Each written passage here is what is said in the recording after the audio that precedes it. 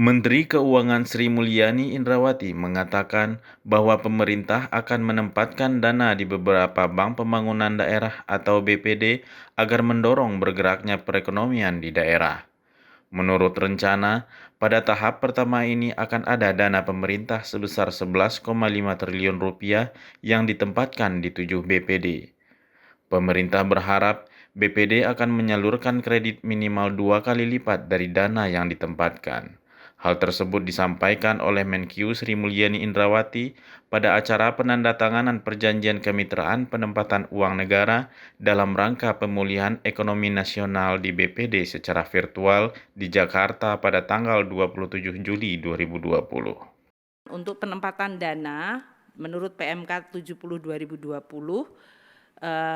di mana pertama kita menempatkan di Bank Himbara 30 triliun, kita sudah menyediakan 20 triliun untuk kita tempatkan di BPD. Hari ini yang tanda tangan Jabar, BPD Jabar, DKI, Jawa Tengah, dan Sulawesi Utara, dan Gorontalo.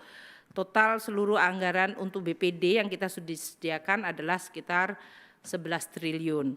Untuk Bank Jawa Barat 2,5 triliun itu dengan suku bunga seperti yang kita berikan di Bank Himbara, yaitu sama 80% dari suku bunga repo. Jadi sangat rendah. Bank Jawa Barat 2,5 triliun, DKI 2 triliun, Jawa Tengah 2 triliun, Bank Jatim 2 triliun, Sulawesi Utara dan Gorontalo 1 triliun, kemudian yang 2 lagi yang kita sedang evaluasi dan kaji termasuk Bank BPD Bali dan BPD Yogyakarta, masing-masing 1 triliun. Jadi total 11,5 triliun ini sudah siap untuk kami bisa salurkan. Tujuannya adalah benar mendorong ekonomi daerah. Tidak ada persyaratan apa-apa kecuali harus menyalurkan kreditnya kepada sektor-sektor produktif. Jadi Pak Gub bisa menggunakan itu dan minta leverage-nya minimal 2 kali. Jadi kalau DKI tadi dapat 2 triliun, kita harap bisa menyalurkan kredit minimal 4 triliun. Atau bahkan kalau seperti Himbara mereka bisa 3 kali lipat.